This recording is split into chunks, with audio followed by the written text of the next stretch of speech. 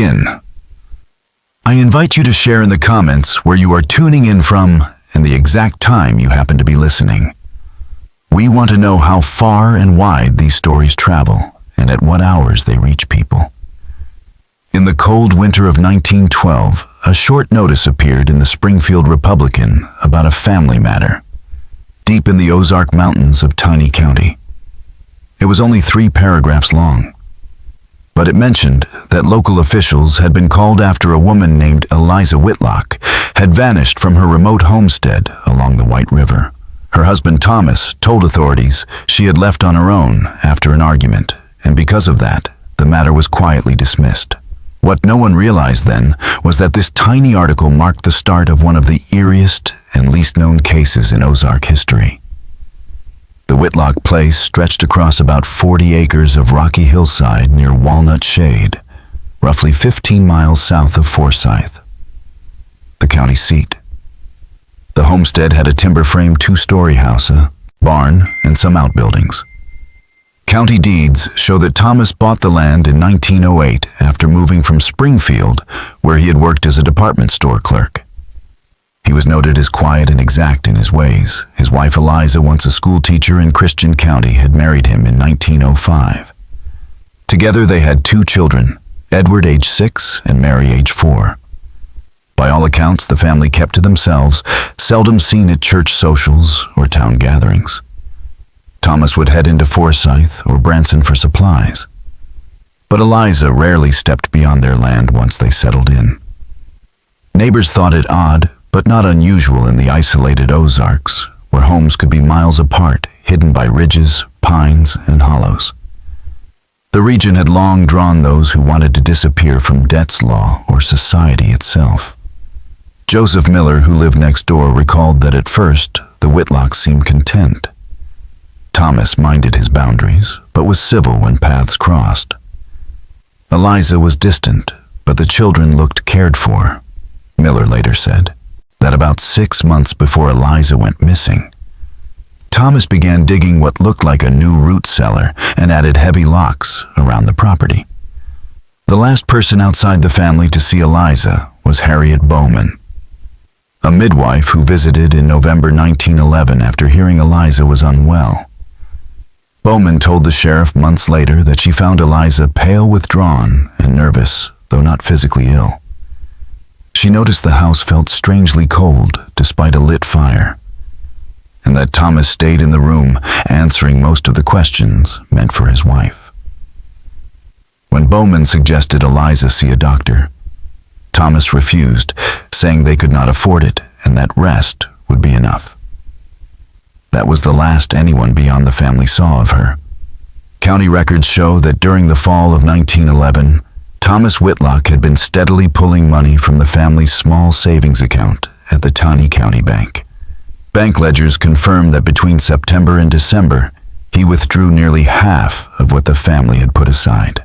The bank manager, Harold Winters, later recalled that Thomas explained the withdrawals as expenses for improvements to the homestead and for preparing against the coming winter.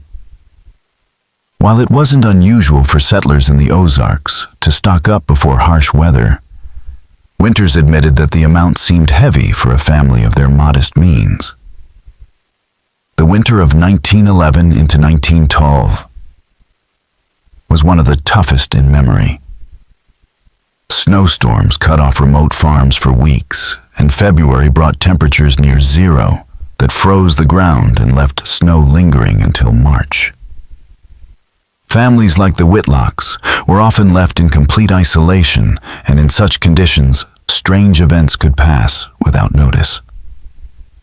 Sometime during this long stretch of isolation between late February and early March, Eliza Whitlock vanished. No precise date was ever agreed upon. The first time anyone outside the household heard mention of it was in late March, when Thomas told neighbor Joseph Miller simply that the missus has gone away and left it at that. Miller, used to the guarded ways of his neighbors, pressed no further.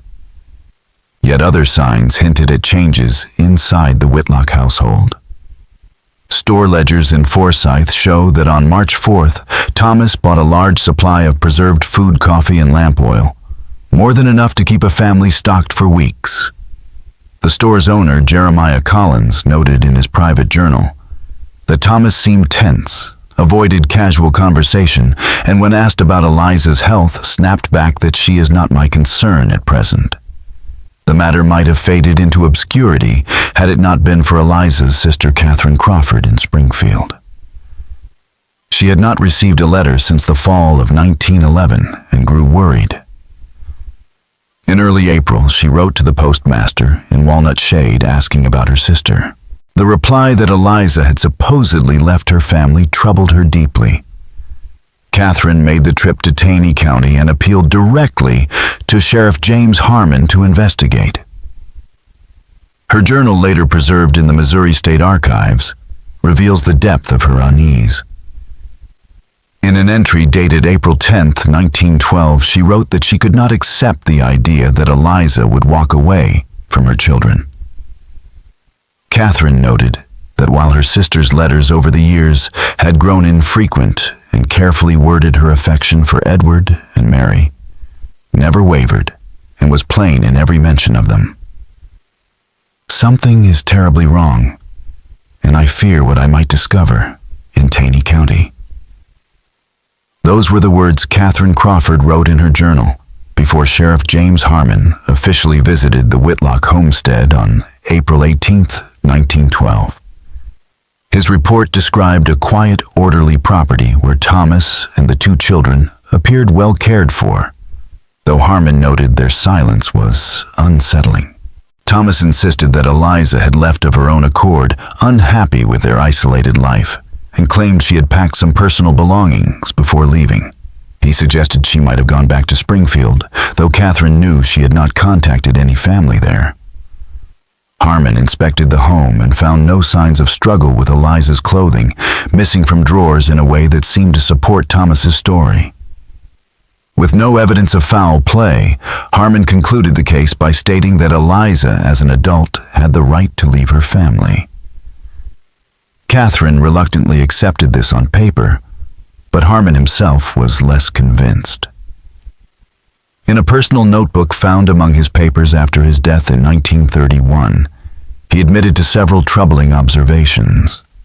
He wrote that Thomas seemed far too calm for a man recently abandoned. He noted the children glanced at their father before answering even simple questions, and that Edward began to speak about his mother, but quickly fell silent when Thomas cleared his throat. Most suspicious of all, Harmon observed freshly turned soil behind the house shaped less like a garden and more like a trench. Thomas had called it a garden plot, though the timing was wrong for planting. Harmon confessed that without a body or a witness, he had no case to pursue. In these hills, he wrote, family matters are generally considered private, and the county lacks the means for prolonged inquiries built on suspicion. With that, the matter faded from official view. Catherine returned to Springfield, though her fears never left her. She wrote letters and sent gifts to her niece and nephew, only to receive cold, brief replies from Thomas. In June, she tried again to see the children in person, but was turned away. Thomas claiming her visits disrupted the household. Her last journal entry on the matter, dated July 3, 1912, is filled with sorrow. I fear I have failed Eliza. Without proof, I cannot act. I can only pray she returns, if not to her children, at least to me. For years afterward, the case remained little more than a hushed local story. Thomas carried on at the farm, raising the children with the help of Martha Jenkins, a local woman who began assisting with chores in the summer of 1912. Jenkins would later tell a neighbor that she was forbidden to speak of Eliza to the children, and was instructed to say only that their mother would come back when she was well. Decades later, in 1952, Jenkins was interviewed by Sheriff Masterson during a renewed inquiry. Then an elderly woman in a nursing home, she revealed that Thomas kept strict rules about the property. She said she was warned never to approach the root cellar he had built behind the house, an area he guarded closely throughout the years. Martha Jenkins recalled one chilling moment when young Mary wandered too close to the root cellar. Thomas seized her so roughly that the child cried out, though afterward he apologized, claiming there were sharp tools inside that could hurt them. Jenkins also remembered his restless nights. Many mornings she arrived to find him sitting at the kitchen table, looking as though he hadn't slept at all, muttering about keeping watch and maintaining the barriers. Though disturbed by these behaviors, she excused them as the strain of a widower raising 2 children alone. Like most of the community, she hesitated to intrude on what was viewed as private family business. By 1913, Edward and Mary were enrolled at the one-room schoolhouse in Walnut Shade. Their teacher, Abigail Thornton, later recorded in her diary that the children were unusually withdrawn. Edward especially worried her. He often lapsed into long silences and seemed haunted. In October 1913, when a visiting woman asked Mary about her mother, the girl broke down in distress. That very afternoon, Thomas appeared at the school, removed both children, and kept them home for nearly 2 weeks. Thornton's diary, which surfaced decades later, detailed other troubling patterns. Edward often came to class with dark circles under his eyes, saying that the noises kept him awake at night, but he refused to explain further. Mary, though brighter in spirit, fixated on burial themes. The teacher found drawings in her desk showing figures underground with flowers blooming above. By spring of 1914, Edward's condition worsened. Thornton described eerie episodes where he sat staring at nothing unresponsive, whispering over and over, "She's still digging." When she approached Thomas with her concerns, he responded with cold anger. Her April 12th entry reads, "Mr. Whitlock told me his son's education was his business and threatened to withdraw both children if I continued. I fear for these children, but my hands are tied." The Whitlocks remained on their isolated farm until 1917, when Thomas suddenly sold the property to Arkansas rancher James Harker. County deeds show he accepted far less than its value and rushed the sale through. Neighbors remembered Harker remarking that Thomas seemed desperate to leave quickly, taking the first offer without hesitation. The family's abrupt move to Kansas City came just as whispers in Taney County were beginning to grow louder, and authorities showed signs of renewed interest in Eliza's disappearance. School board records uncovered during the 1952 investigation revealed that by March 1917, teacher Abigail Thornton had finally gone beyond her diary and reported her fears about the Whitlock children to the county superintendent. The superintendent responded with an inquiry and mailed a letter to Thomas on April 3rd, requesting a meeting to discuss the children's welfare. The very next day, Thomas put the homestead up for sale, completing the deal before the month's end. The buyer, cattleman James Harker, later described the property's root cellar as unusually deep and divided into multiple sections. In testimony recalled by his son, William Harker, said he found odd items during demolition, including a woman's hairbrush with strands of dark hair buried nearly 2 feet beneath the cellar floor. At the time, he dismissed it as trash from earlier years, never linking it to Eliza's disappearance. The Harker family held the property until 1933, when the Depression forced them to sell. Over the following decades, the homestead changed hands several times, gradually crumbling into neglect. By mid-century, it was largely deserted, a place local youths visited at night, fueling ghost tales about a woman's cries drifting through the trees.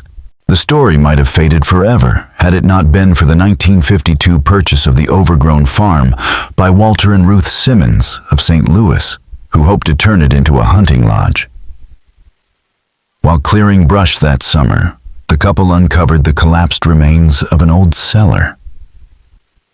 Tucked between limestone blocks, they found a small leather-bound diary, badly damaged by dampness. It belonged to Eliza Whitlock. Ruth later told the Springfield News Leader that though the pages were warped and stained, the writing was still visible in places. She said the penmanship itself seemed to tell a story. In the early entries, the handwriting was steady and orderly, but by the final months, it had become shaky and erratic, as if penned in fear. Sheriff William Masterson opened a new investigation after the diary surfaced. What could be read from the surviving pages painted a grim picture. At first, Eliza wrote of ordinary rural life. But her tone shifted in mid-1911. On August 14th, she wrote, "T watches constantly says the house is not secure enough. Speaks of dangers I cannot see. When I suggested visiting my sister, his face changed in a way I cannot describe." On October 3rd, she noted, "The children are forbidden to leave the yard now. T has nailed shut the window in our bedroom. Says it is to keep out the cold, but the first frost has not even come." These words, nearly buried by time, revealed a woman spiraling into fear as her husband grew increasingly controlling and obsessive, offering a haunting counterpoint to Thomas Whitlock's claim that she had left willingly. The most unsettling passages in Eliza Whitlock's diary began in November 1911, the same time midwife Harriet Bowman had visited. Eliza wrote, "The midwife came today. I wanted to speak freely, but could not with him standing there, listening to every word. When she left, T said no one else would be allowed inside the house again. He says they bring contamination from town." By December, her entries described something far darker. "The new room beneath the house is nearly completed. T works on it when he thinks I am asleep. He calls it a sanctuary, but it feels more like a tomb." On January 8, 1912, she recorded a chilling moment with her son. "I found Edward this morning standing at the entrance to the cellar, staring at the door. When I asked what he was doing, he said, 'Father says we'll all sleep there soon when the time comes.' When I questioned T about this, he became enraged, accusing me of turning the children against him. He did not leave my side for the remainder of the day. As winter deepened, her writing grew fragmented and fearful. On January 23rd, she confessed, 'The tonic he prepares each evening leaves me groggy and confused. I began pouring it into my potted plant when he isn't looking.' The plant died within days. On February 2nd, she wrote only, 'I must get the children away from here.' But how? The snow is deep and we are miles from town. T has hidden my boots and coat. He says it is to prevent me from falling ill, but I know the truth." Her final legible entry, dated February 17th, 1912, was brief but terrifying. "He found these pages tonight. His rage was terrible. The children are locked in their room. I hear him digging again." After the diary's discovery in 1952, Sheriff Masterson ordered an excavation of the former cellar site. On June 18th, investigators uncovered human remains confirmed by dental records to be those of Eliza Whitlock. The medical examiner, Dr. Lawrence Wilson, determined she had been about 32 years old, her skull showing evidence of blunt force trauma. Her body had been placed face down in a shallow grave, wrists bound with wire. Wilson also noted an older fracture to her left wrist, never mentioned in records, and found chemical traces consistent with a sedative corroborating Eliza's claims about the nightly tonic.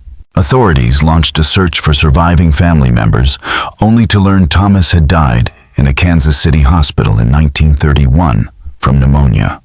Edward, his son, had been killed in 1944 while serving in World War II. Mary, now Mary Coleman, was still alive in Omaha, Nebraska, raising 3 children with her husband. City directories and library records from Kansas City showed the Whitlock's life after leaving Taney County. Thomas had worked as a night watchman from 1917 until ill health forced his retirement in 1928. Edward left school after 8th grade to work alongside his father. Neighbors later interviewed recalled Thomas as strict and private, though not outwardly alarming. The grim truth of Eliza's fate had lain buried for 40 years, waiting for her words in a ruined diary to speak for her at last. One neighbor from Kansas City, Estelle Parker, later recalled that Thomas Whitlock never spoke of his wife and would grow visibly agitated if anyone mentioned the children's mother. By that time, Mary had already started her own life. In 1929, she married Richard Coleman, an insurance salesman, and relocated to Omaha, Nebraska. On the marriage application, she listed her mother as deceased, though no official death certificate for Eliza existed. This suggested that Thomas had told Mary her mother was dead, or that Mary herself had decided to mark her absent mother that way.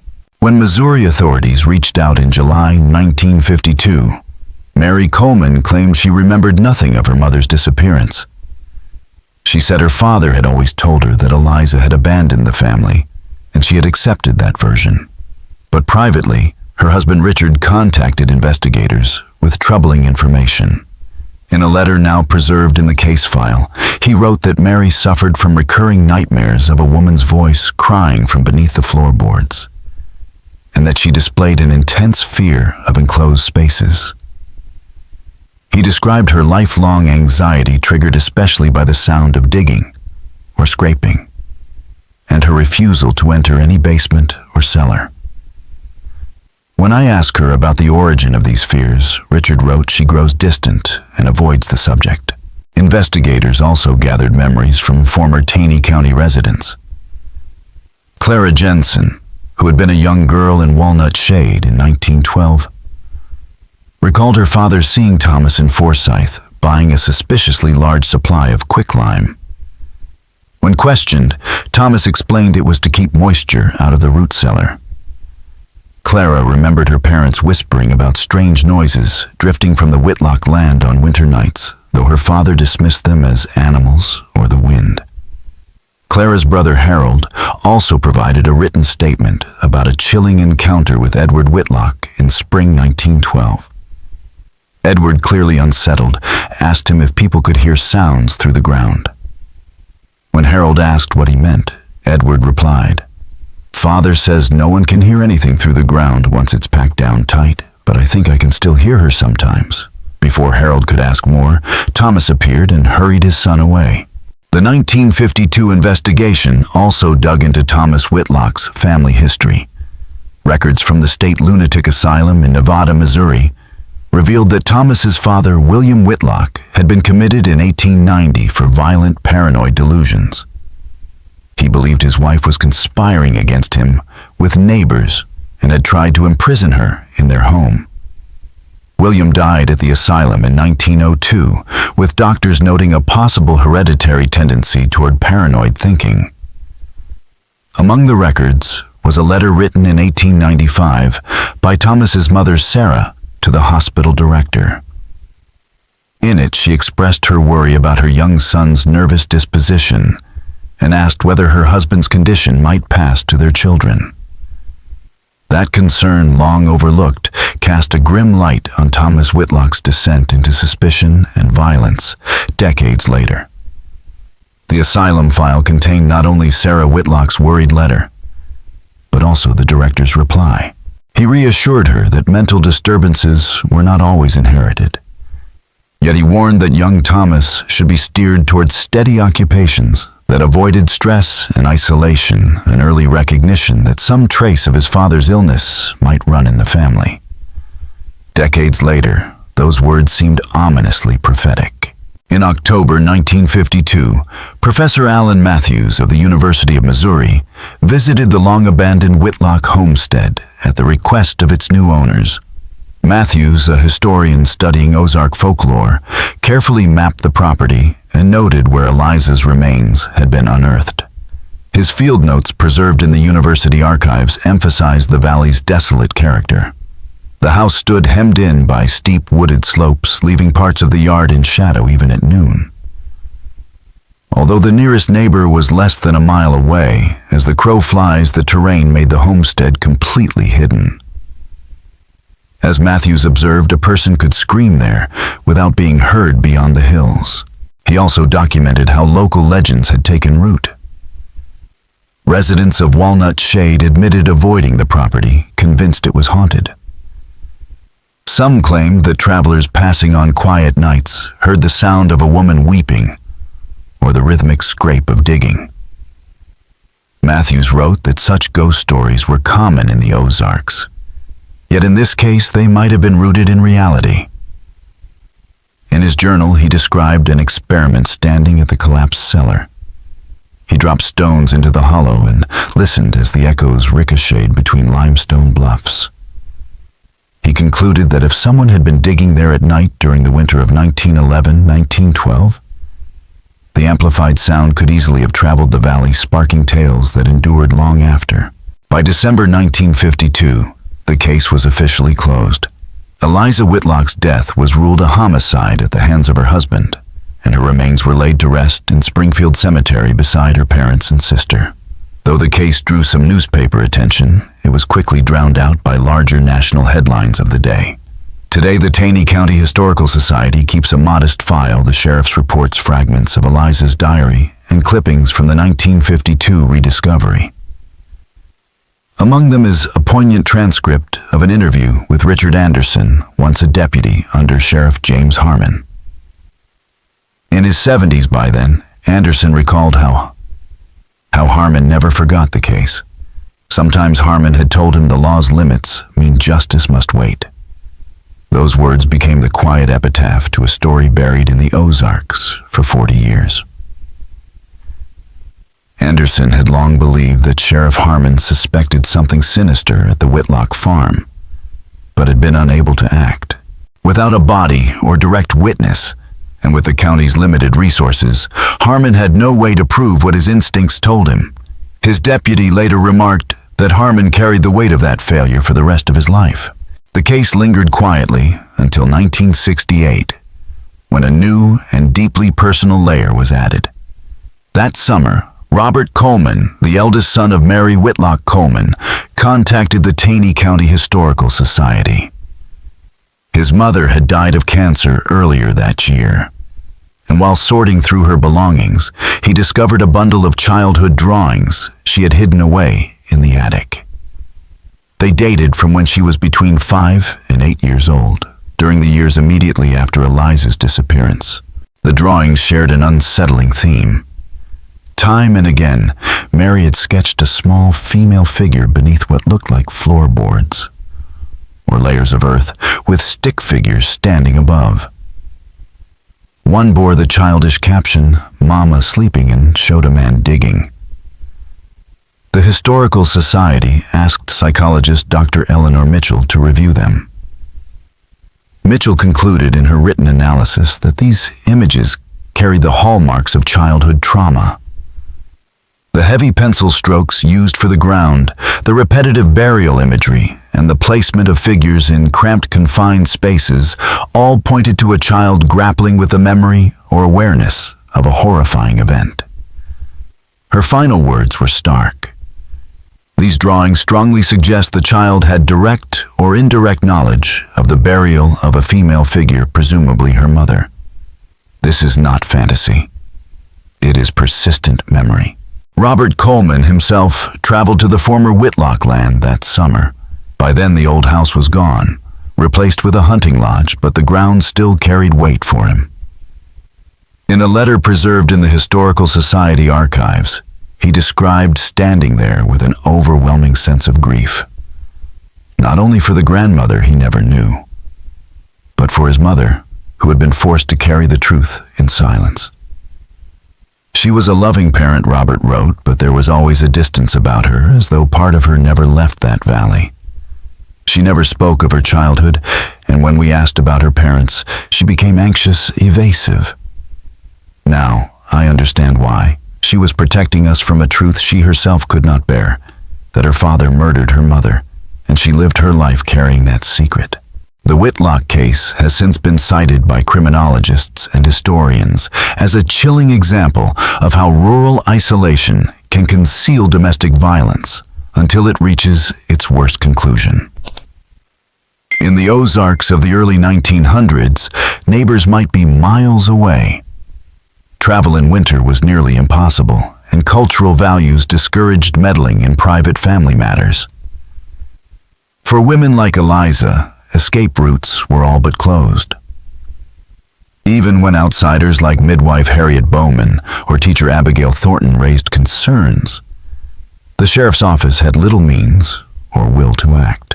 In 1954, Professor Alan Matthews used the Whitlock tragedy in the Journal of Ozarks Studies to illustrate larger patterns in rural crime and silence. He argued that the authority granted to a male head of household, combined with physical and social isolation, often left women and children completely vulnerable.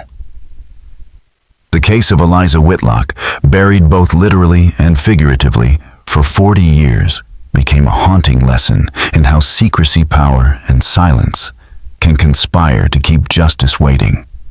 Neighbors who might have noticed the warning signs at the Whitlock homestead chose silence, guided by the old notion that a man's home was his castle. As Professor Alan Matthews argued in his 1954 study, this blend of physical isolation and cultural insulation created conditions where family violence could unfold almost unchecked, shielded by distance and by custom. No one wanted to interfere, and that reluctance left Eliza Whitlock without protection until it was far too late. The impact on the Whitlock children has been another central theme for scholars. Dr. Eleanor Mitchell, in her psychological review of Mary's childhood drawings, concluded that the young girl coped by walling off her memories. Rather than confronting the reality of her father's violence, Mary created a kind of internal barrier, separating conscious awareness from the deeper truth she carried. Mitchell explained this as a classic survival mechanism in traumatized children. It allowed Mary to grow up Mary and raise her own children, but at the cost of psychological wholeness. The buried images returned only in dreams, fears, and the haunting artwork she left behind. Today, the Whitlock land is part of a recreational area. Visitors hike the trails or fish the river without knowing the grim history hidden beneath those limestone bluffs. Yet at dusk, when the wind threads its way through the hollow, locals still whisper about the echoes, sounds that some swear resemble a woman's voice calling from underground. What makes Eliza's case so disturbing is not only the brutal manner of her death, but the decades of silence that followed. In the Ozarks of the early 20th century, privacy was prized above all else, and family matters were considered untouchable by outsiders. This silence allowed Thomas to shape the story of his wife's disappearance, to bury her body in the earth, and then bury the truth beneath a lie of abandonment. The diary, discovered in 1952, remains the most powerful record of Eliza's final months. In her own words, we hear her fear of her husband's unraveling mind, her desperation to protect her children, and her growing awareness that there was no escape. She saw the danger clearly, but geography, winter, and cultural norms left her trapped. The most haunting legacy of the case is the silence that persisted long after. Mary Whitlock Coleman lived her life without speaking of what she had seen and heard. But her hidden drawings revealed that some part of her had always known. As historian Margaret Branson wrote in 2012, Thomas Whitlock buried his wife twice, once in the ground and once in the story he told. His children, too young to resist, but old enough to sense the truth, were forced to carry that silence for the rest of their lives. It was not only the murder of a woman, Branson concluded, but the murder of truth itself. The Whitlock case reminds us that the most terrifying horrors do not always arrive with sudden acts of violence, but often creep in slowly. The gradual erosion of trust, the turning of a home into a prison, and the suffocating silence that grows when the very person meant to protect becomes the source of fear. In the hollows of the Ozarks, where sound carries strangely through the limestone bluffs and darkness falls early, Eliza's story illustrates that the greatest monsters are not supernatural forces, but ordinary people whose minds have unraveled, turning them against the ones they once loved. For criminologists and psychologists, the Whitlock tragedy has become a touchstone, showing how isolation amplifies mental illness, how cultural norms can shield abuse, and how truth, no matter how deeply hidden, eventually rises to the surface. Decades after Eliza's remains were discovered, forensic psychology had advanced to a point where Thomas Whitlock's descent might have been identified before it turned lethal. Laws, too, have evolved to provide greater protections for those at risk. Yet the conditions that allowed Eliza's fate still exist in remote and insulated communities, where privacy can become a barrier to intervention.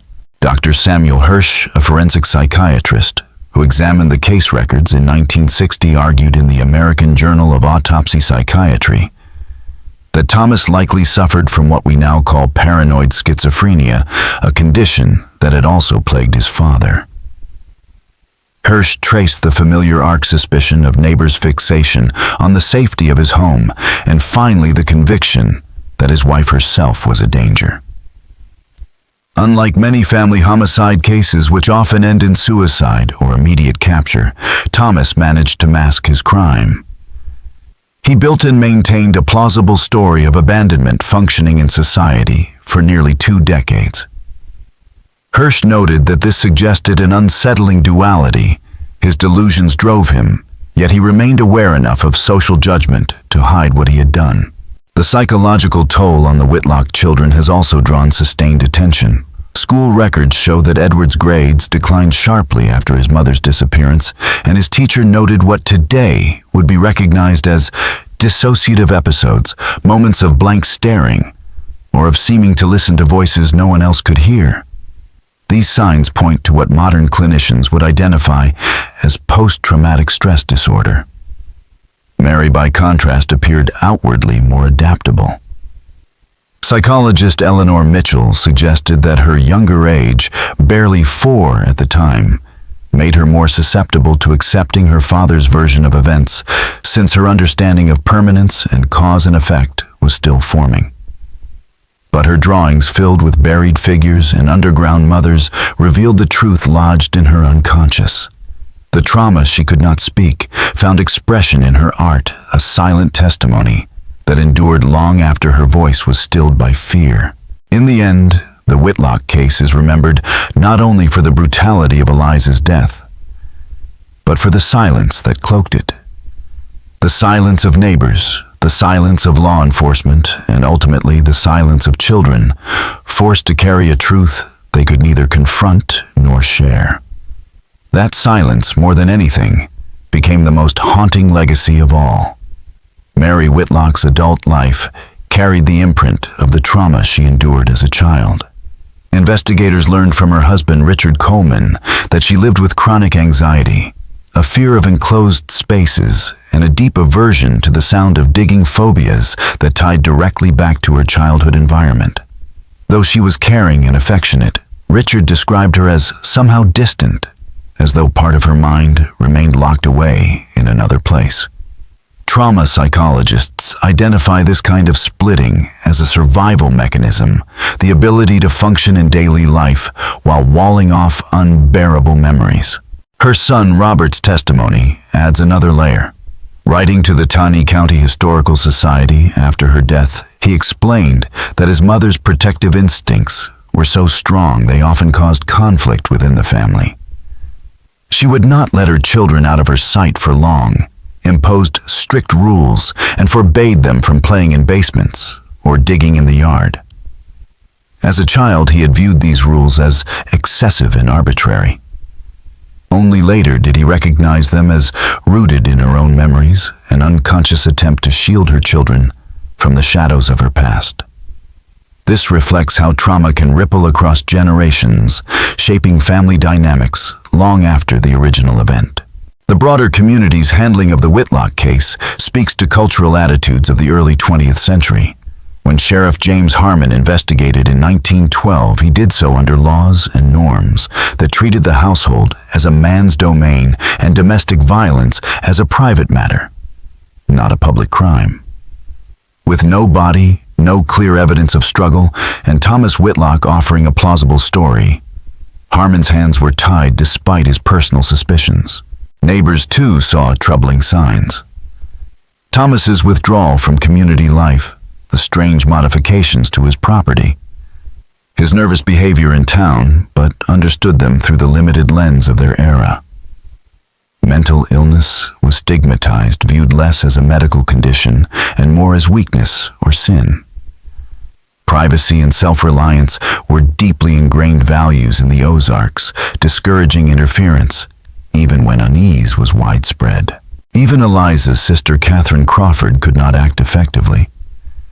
Though she pressed for answers, her lack of legal standing left her powerless to demand access to her niece and nephew or to compel deeper investigation. In her journal, she vented her frustration. If her sister had been a stolen possession, she wrote the law would take action, but as a wife presumed to have left of her own accord, she was granted only silence.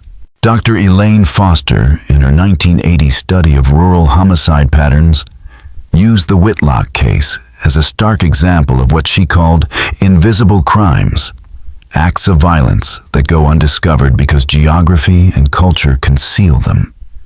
In places like the early 20th century Ozarks, isolation, silence, and deference to male authority created the perfect conditions for violence to thrive unseen, leaving the victims' voices buried as deeply as their bodies. In her landmark 1980 study, Dr. Elaine Foster contrasted the Whitlock case with urban disappearances.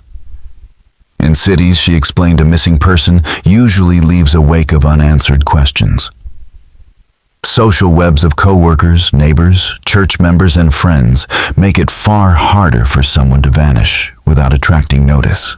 But in the Ozarks of the early 1900s, isolation stripped away those safety nets. Women in particular, whose identities were often defined almost entirely through their husbands, could disappear with minimal disruption. Foster argued that the 40-year delay in uncovering Eliza's fate was not just a lapse in investigation, but evidence of systemic blindness.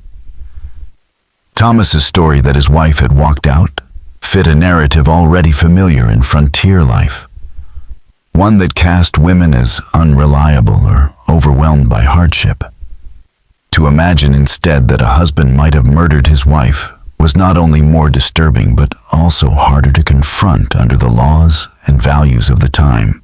Accepting abandonment was easier for the community and the authorities alike. Geography also played a decisive role. The Ozarks' steep hollows, thick forests, and labyrinth of caves had long been refuges for outlaws and later served bootleggers well during Prohibition. In the Whitlock case, this rugged isolation worked in Thomas's favor. His homestead lay tucked in a narrow valley shielded on three sides by hills. Visitors were rare in the best of weather, and during the brutal winter of 1911-1912, when deep snow and bitter cold sealed off homesteads for weeks, unexpected callers would have been nearly impossible. Whatever was happening inside that valley, it went unseen. Ironically, the very soil that hid Eliza for decades also preserved the evidence that would one day betray Thomas. Professor Alan Matthews observed in his 1954 study that the limestone-rich ground created an alkaline environment. Combined with the dry shelter of the collapsed cellar, these conditions slowed decomposition and protected fragments of Eliza's diary. In more acidic or wetter soil, her remains and her writings might have dissolved entirely, leaving only rumor and speculation. Instead, preservation allowed investigators in 1952 to confirm her identity and reconstruct her final months. The chance discovery by Walter and Ruth Simmons of Eliza's diary became the spark that reignited the long cold case. It was that fragile book hidden between limestone blocks that gave Eliza back her voice 40 years after it had been silenced, turning a whispered ghost story into a documented crime and at last into history.